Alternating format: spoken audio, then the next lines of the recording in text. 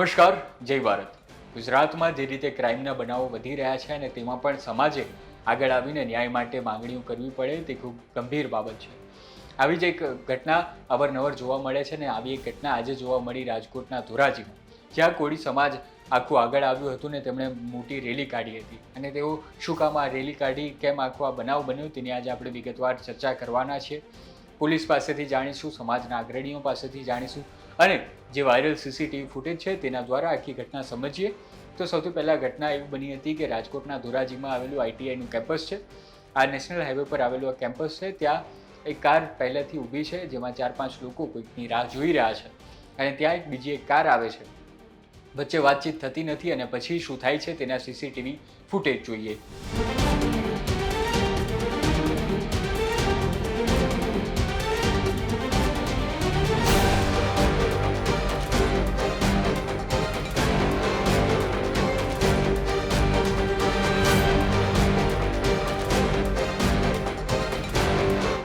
આ ફૂટેજ તમે જોયા છે, અત્યારે સોશિયલ મીડિયામાં ખૂબ વાયરલ છે। તેમાં તમે જોઈ શકો છો કે કઈ રીતે આ બંને જૂથ જે આવે છે તે અંગત અદાવતને કારણે જ આવે છે, તેમની વચ્ચે કોઈ ચર્ચા થતી નથી અને ત્યારબાદ જે મુખ્ય આરોપી છે તે ગાડીમાંથી એક ધારદાર હથિયાર કાઢે છે અને પછી મૃતક મરનાર છે તેને એવો મરણતોલ ફટકો આપે છે।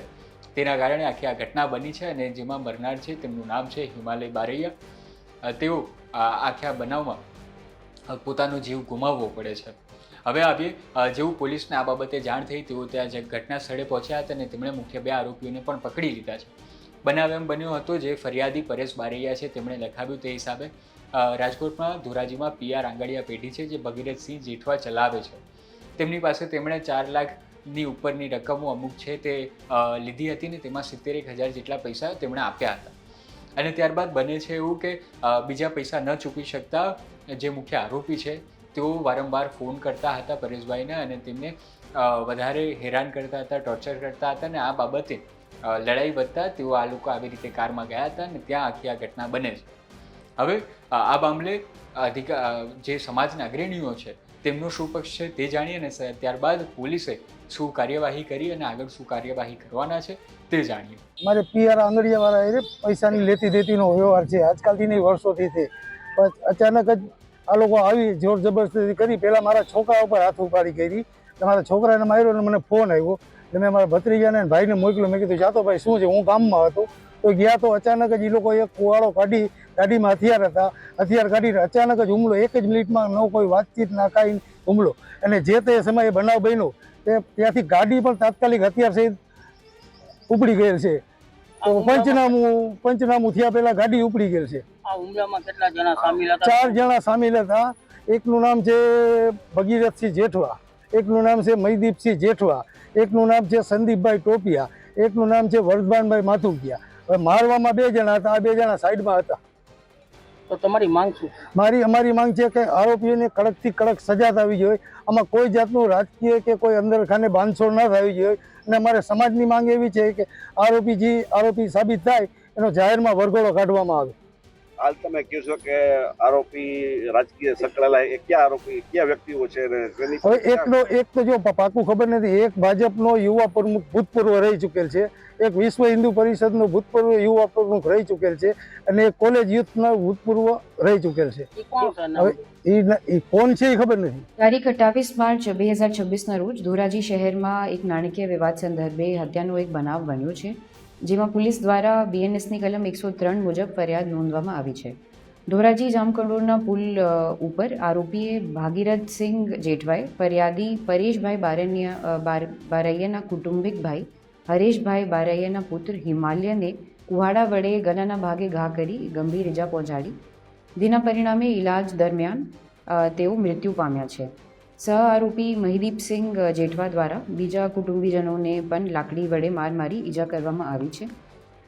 ફરિયાદ નોંધતા સાથે જ ધોરાજી વિભાગની ટીમ અને રાજકોટ ગ્રામ્યની એલસીબી દ્વારા દરેક આરોપીની ઝડપથી કાર્યવાહી કરીને ધરપકડ કરવામાં આવી છે અને દરેક આરોપી હવે પોલીસની કસ્ટડીમાં છે, જેમાં આગળની તપાસ વ્યવસ્થિત રીતે હજુ ચાલુ છે। સમાજના આગેવાનોની કોઈ માંગણી છે કે વરઘોડો કાઢવામાં આવે? સમાજની આગેવાનોને પોલીસને એક આવેદનપત્ર આપ્યું છે, જેમાં એ લોકોને વ્યવસ્થિત રીતથી તપાસ છે, નિષ્પક્ષ રીતથી એ બધી માંગણી કર્યું છે અને જે પણ કાયદેસર એની માંગો છે એને આપણે પોલીસ એના ઉપર આગળ વધ્યું. જે આરોપી છે એને કોઈ અગાઉ પણ ગુનાની વાત છે કે હજુ સુધી અમારા સામે એવી કોઈ માહિતી નથી આવી છે. કુલ કેટલા આરોપી? કુલ અમારને 2 આરોપીઓ ફરિયાદમાં આવ્યા છે સામે. બંનેની ધરપકડ થઈ ગઈ?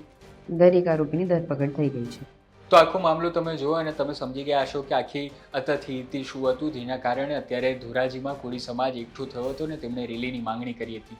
જે મુખ્ય આરોપી છે તેમનું કહેવામાં આવી રહ્યું છે કે તેમના રાજકીય કનેક્શનો પણ મજબૂત છે, જેના કારણે આ કેસમાં બાંધછોડ થઈ શકે તેવી શક્યતા હતી.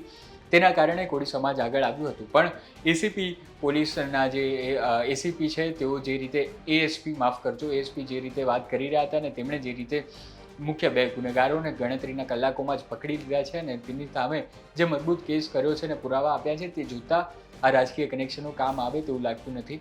અત્યાર પૂરતું હાલ આ આખા બનાવ બાબતે એટલું જ. અને આ બાબતે તમારે જો કંઈ કહેવું હોય તો તમે અમને કોમેન્ટમાં જરૂર જણાવો. ધન્યવાદ.